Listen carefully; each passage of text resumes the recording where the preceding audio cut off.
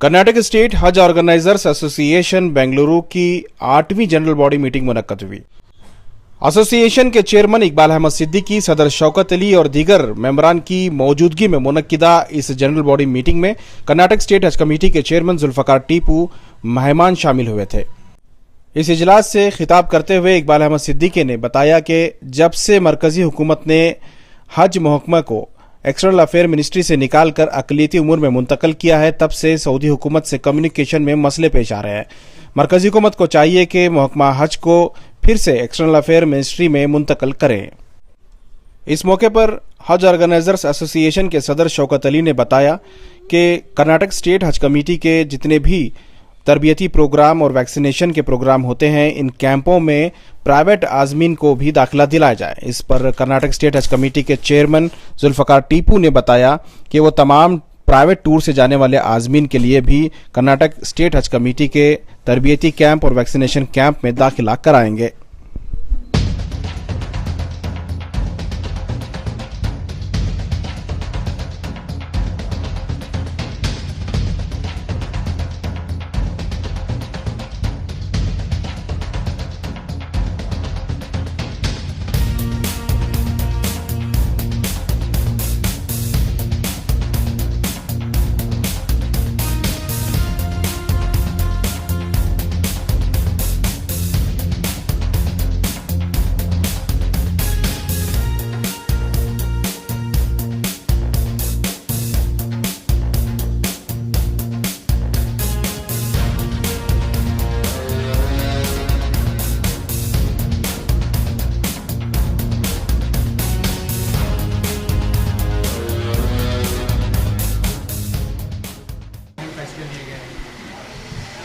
आज जो था general body 8 general body meeting थी कर्नाटका स्टेट हज ऑर्गेनाइजर्स एसोसिएशन की।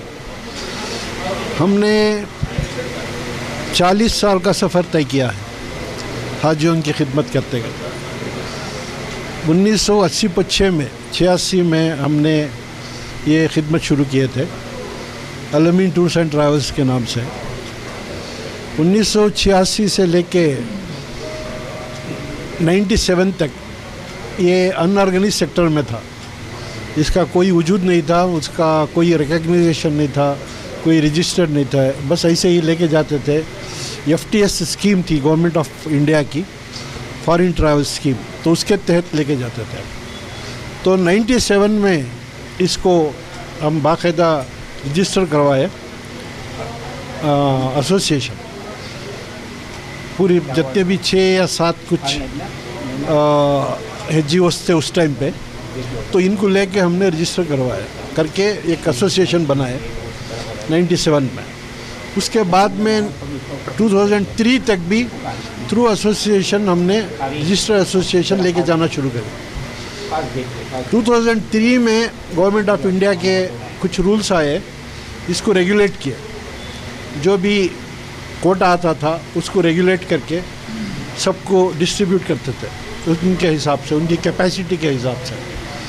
तो वही सिलसिला चल के आ रहा था 2016 तक, और ये government of India ministry of external affairs के अंडर में आता था। 2016 में इसको चेंज करके मिनिस्ट्री ऑफ माइनॉरिटी अफेयर्स को ट्रांसफ़र किया। तो मिनिस्ट्री ऑफ माइनॉरिटी अफेयर्स में लास्ट ईयर तक भी, अब तक भी उसी में है। और हर साल एक चैलेंजेस आते ही रहते हैं, लेकिन पिछले साल जो 2025 में आया चैलेंजेस, वो बहुत ही ख़राब साल गया हज टूर ऑर्गेनाइजर्स के लिए और हुज्जाज के लिए भी। क्योंकि अपना कोटा जो था, ओरिजिनल कोटा जिस पे साइन करके आए थे government of India, bilateral agreement Saudi government के साथ साइन हुआ था, होने के बावजूद हमको कटौती कर दिया। और इसकी वजूहत क्या है अब तक सही हम खुद जान नहीं सके। हम ये समझते हैं कि इसका जो रिप्रेजेंटेशन है जो सऊदी गवर्नमेंट को करना था वो सही तरीके से हो नहीं सका। क्योंकि जो भी रिप्रेजेंटेशन होता है सऊदी गवर्नमेंट को, वो गवर्नमेंट ऑफ इंडिया की तरफ से एम्बेसडर जाके करना है। वो एम्बेसडर जो है एक्सटर्नल अफेयर्स मिनिस्ट्री के अंडर में आता है। और ये माइनॉरिटी अफेयर्स है। इनका माइनॉरिटी अफेयर्स और सऊदी गवर्नमेंट का उतना तालमेल नहीं होता जितना कि मिनिस्ट्री ऑफ एक्सटर्नल अफेयर्स का होता है। तो हम सोचते हैं ये वजह है कि बड़ा सही तरीके से इसको रिप्रेजेंट नहीं किया गया और हम सबको सफ़र करना पड़ा। तो आपका डिमांड क्या है सर, क्या वापस इसे एक्सटर्नल अफेयर्स? हाँ, हम यही सोचते हैं कि अगर ये वापस एक्सटर्नल अफेयर्स में आ जाए तो ज़्यादा हज डिवीज़न और एक्सटर्नल अफेयर्स को ट्रांसफ़र हो जाए अगर, तो सबके लिए बहुत अच्छा है, हाजियों के लिए भी, हजियों के लिए भी, और कम्युनिकेशन गैप नहीं रहेगा जो पिछले साल था। हम वो फील किए हैं कि there is a communication gap between the Ministry of External Affairs, Ministry of Minority Affairs and Saudi government। तो इंशाल्लाह हम भी लिखे हैं, प्राइम मिनिस्टर को भी लिखे हैं हम लेटर के इस तरह से हुआ है। हमको अगर मिनिस्ट्री ऑफ एक्सटर्नल अफेयर्स में अगर हज डिवीज़न आ जाए तो बहुत सहूलत हो जाएगी। कोशिश कर रहे हैं इंशाल्लाह। बरकत हो। अल्हम्दुलिल्लाह आज हमारा 8 जनरल बॉडी मीटिंग थी जो हर 3 साल में एक बार करते हैं हम लोग। पिछले कोविड की वजह से ये स्किप हो गया है, इसलिए यही थे। हमारे एसोसिएशन को फॉर्म हुए 28 ईयर्स पूरे मुकम्मल हो गए। 8 अक्टूबर को हमारे एसोसिएशन मिनिस्ट्री से रजिस्टर हुई थी। मिनिस्ट्री ऑफ एक्सटर्नल अफेयर में जब हमारा हज का ये था तो 8 अक्टूबर के दिन हमारी एसोसिएशन रजिस्टर हुई, जो हिंदुस्तान की सबसे पहली एसोसिएशन थी। 1997 अगस्त या अक्टूबर 8 को रजिस्टर हुई थी। अब मैं मुख्तसर से ये कि सारी चीज़ आप लोगों के इल्म में आ गई है, ये है कि मैं ये हमारे आज की इस मीटिंग के स्टेज से ये कहना चाहता हूँ कि जो भी नए टूर वाले हमारे साथ ज्वाइन करना चाहते हैं, अगर तकरीबन जितने भी रजिस्टर्ड टूर हैं वो हमारे मेंबर हैं, क्योंकि आजकल बहुत सारे गली कूचे में भी एसोसिएशन बन रही हैं, इसकी कोई अहमियत नहीं होती। काफ़ी लोग वो एसोसिएशनों के मेंबरों भी काफ़ी परेशानियां कर रहे हैं, हाजियों को तकलीफ़ भी दे रहे हैं। इसलिए मेरी गुजारिश है जो सही तरीके से काम करने वाले हैं वो हमारे एसोसिएशन के मेंबरान से कांटेक्ट करें और इंशाल्लाह उनको मेंबरशिप देने में आसानियां करेंगे हम लोग इंशाअल्लाह ताला। नए मेंबरशिप बने एसोसिएशन में? हाँ, बन रहे हैं, अभी तो शुरुआत किए हैं हम लोगों ने। काफ़ी लोग अप्लाई किए हैं। हम लोग कुछ क्राइटेरिया रखे हैं जो बेहतर रहता है हाजियों के लिए, वो सोच के हमारी टीम काफ़ी काम कर रही है उसमें। तो अल्लाह ने चाहा तो इस पर और भी करेंगे। जो लोग नहीं आना चाहते हैं उनके लिए हमारे एसोसिएशन के दरवाजे खुले हैं, आके हमसे रब्ता करें। जो मामूली शराइत हैं उसे पूरा करके हमारे मेंबर बन सकते हैं। आज कर्नाटका स्टेट हज ऑर्गेनाइजेशंस की एनुअल मीटिंग थी जिसके अंदर इनके जितने भी मेंबर्स थे पूरे इनसे मालूम हुआ कि आज उनका इलेक्शन होने जा रहा है, जिसके अंदर इनका प्रेसिडेंट और हमारे शौकत भी जो 28 ईयर से सब फाउंडर मेंबर्स हैं। शौकत भी प्रेसिडेंट हैं, हमारे इकबाल अहमद सिद्दीकी साहब चेयरमैन हैं और हमारे वाइस चेयरमैन मकबूल साहब हैं, हमारे शफ़ी साहब सेक्रेटरी जनरल सेक्रेटरी शफ़ी साहब हैं और ट्रेजरर फ़हीम साहब हैं। ये अल्हम्दुलिल्लाह इन लोगों की हुज्जाज इकराम के ताल्लुक़ से बहुत ज़माने अरसे से ये लोग खिदमत करते आ रहे हैं और ये एसोसिएशन बहुत अच्छा काम करती आ रही है और एसोसिएशन पूरे इंडिया के अंदर बहुत एक्टिव रही है। जो भी नए पॉलिसीज़ बनाते हैं इंडियन गवर्नमेंट उसके साथ में चल के, और जो भी जो नए टूर ऑपरेटर्स हैं उनके लिए भी ये हेल्प करते हुए उनको आगे बढ़ाने के लिए बहुत अच्छा काम करते।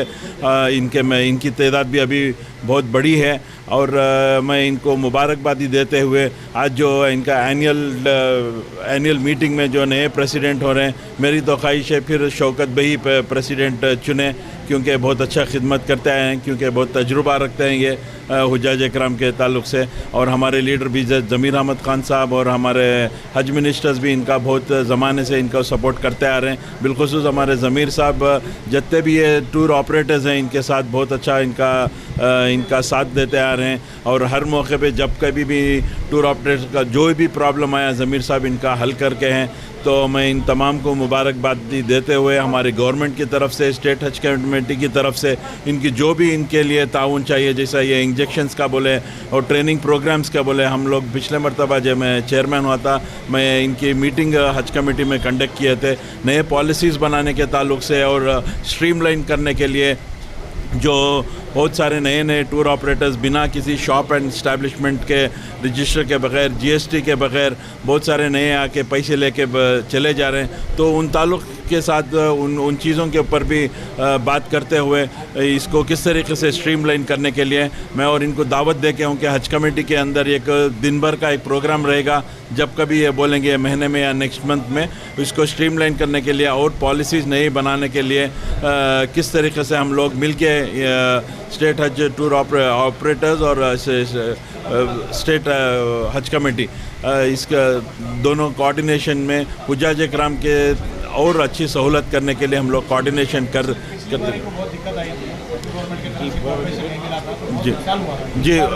जी मैं पिछले मरतबा जब हज 2025 में बहुत बड़ा इनको धक्का लगा, बहुत बड़ा लॉस होगा फाइनेंशियली, इनको बहुत तकलीफ़ हुई और बहुत सारे जो हुज्जाज इकराम रेडी हो गए थे लेकिन उनको ये लेके नहीं गए क्योंकि इनको सिर्फ 20% दिया गया था और 80% हज कमेटी को भी आके अप्लाई किया बिकॉज हम लोग भी कुछ मदद नहीं कर सके। बट मैं मिनिस्टर के जो किरण रिजिजू साहब हैं उनको भी मैं इसके ताल्लुक से बात किया था लेकिन वो भी कुछ हेल्प नहीं कर सके।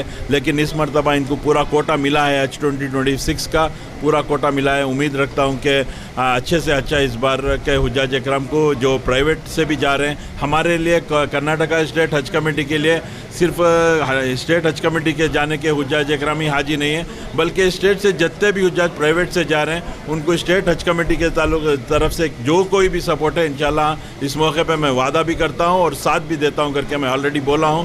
जो भी पूरी कर्नाटक स्टेट में हम जो ट्रेनिंग प्रोग्राम्स पूरे डिस्ट्रिक्ट्स में करने जा रहे हैं उसमें पूरे प्राइवेट हुज्जाज इकराम को भी इस मरतबा देंगे और एक GST का भी मसला CGO ने बताया है, इंशाल्लाह उसके ताल्लुक से भी हम लोग प्राइम मिनिस्टर को लेटर लिखेंगे, यूनियन मिनिस्टर को लेटर लिखेंगे और हमारे ज़मीर साहब की तरफ से, हमारे चीफ मिनिस्टर साहब की तरफ से, हमारे हज मिनिस्टर साहब की तरफ से भी लेटर लिखेंगे।